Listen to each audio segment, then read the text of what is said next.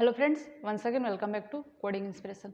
आज के इस वीडियो में हम डिस्कस करने वाले हैं difference between compile time errors and run time errors. अगर आप स्टूडेंट है या बिगनर्स लेवल में कोडिंग या प्रोग्रामिंग सीख रहे हैं तो ये टॉपिक बहुत ज़्यादा इंपॉर्टेंट है आपके लिए। तो अगर हमें पता होगा कि कितने टाइप के एरर्स होते हैं, किस किस टाइप के एरर हो सकते हैं, तो हमें प्रॉब्लम को सॉल्व करना बहुत ज़्यादा ईजी हो जाएगा। तो इस वीडियो को एंड तक देखते रहिए। चलिए स्टार्ट करते हैं। कंपाइल टाइम एरर क्या होता है जानने से पहले हम जान लेंगे कंपाइलर क्या होता है। तो देखिए, कंपाइलर का काम होता है हाई लेवल लैंग्वेज को लो लेवल लैंग्वेज में कन्वर्ट करना, यानी कि जिस लैंग्वेज में हम कोड लिखते हैं उस लैंग्वेज को मशीन लेवल लैंग्वेज यानी कि लो लेवल लैंग्वेज में कन्वर्ट करता है कंपाइलर। जिस लैंग्वेज को मशीन कंप्यूटर समझता है उसी लैंग्वेज में कंपाइलर हमारे लिखे हुए कोड को कन्वर्ट कर देता है। यानी कि कंप्यूटर या मशीन जो है वो बाइनरी लेवल लैंग्वेज समझता है, मतलब 0-1 समझता है, तो हम जिस भी लैंग्वेज में कोड लिखते हैं उसे 0-1 में कन्वर्ट कर देता है। अब चलिए बात कर लेते हैं कंपाइल टाइम एरर क्या होता है। कंपाइल टाइम एरर क्या होता है, मान लीजिए अगर हम किसी भी लैंग्वेज में कोड लिख रहे हैं, एग्जाम्पल के लिए सी प्रोग्रामिंग लैंग्वेज में अगर हम कोड लिख रहे हैं और उस सी प्रोग्रामिंग लैंग्वेज के जो भी रूल्स हैं अगर उसे हम फॉलो नहीं करते हैं तो ऐसे जो भी प्रॉब्लम्स होंगे, जो भी एरर आएंगे, वो कंपाइल टाइम एरर आएंगे। कंपाइल टाइम एरर में क्या होता है, अगर हम किसी भी लैंग्वेज में कोड लिख रहे हैं और उस लैंग्वेज का कोई भी रूल ब्रेक कर रहे हैं, तब हमारा जो कोड है वो मशीन लेवल लैंग्वेज में कन्वर्ट नहीं होगा, कंपाइल नहीं होगा।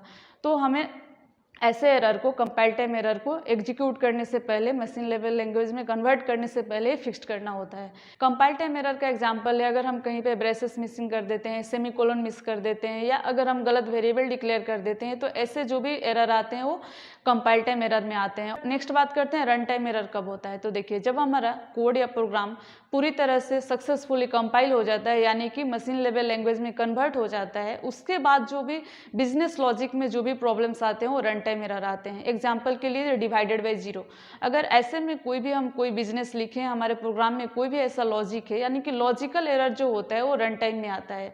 हमारा जो भी प्रोग्राम कोड है वो सक्सेसफुल कंपाइल हो गया, मशीन लेवल लैंग्वेज में कन्वर्ट हो गया, रन भी कर रहा है, लेकिन अगर हम कोई लॉजिक अपने प्रोग्राम में या कोडिंग में अप्लाई किए हैं या कोई भी लॉजिक अगर हम इम्प्लीमेंट किए हैं और वो लॉजिक अगर अच्छे से काम नहीं कर रहा है, तो ऐसे जो भी एरर आएंगे, प्रॉब्लम आएंगे, वो रन टाइम एरर कहलाता है। तो जो रन टाइम एरर होते हैं, इस टाइप के जो बिजनेस लॉजिक में जो भी एरर आते हैं आपके, जो भी आप लॉजिक इंप्लीमेंट करते हैं, डिवाइडेड बाई 0 या कोई भी आपके मैथमेटिकल अगर लॉजिक आपके कोड में है या प्रोग्राम में है, तो इस टाइप के जो हार्ड एरर है ना, वो कंपाइलर डिटेक्ट नहीं कर पाता है। जो भी आप लॉजिक लिखे हैं, प्रोग्राम लिखे हैं, बिजनेस लॉजिक आप लिखे हैं, वो अच्छे से काम अगर नहीं कर रहा है, तब आप मान लीजिए ये आपका रन टाइम एरर है।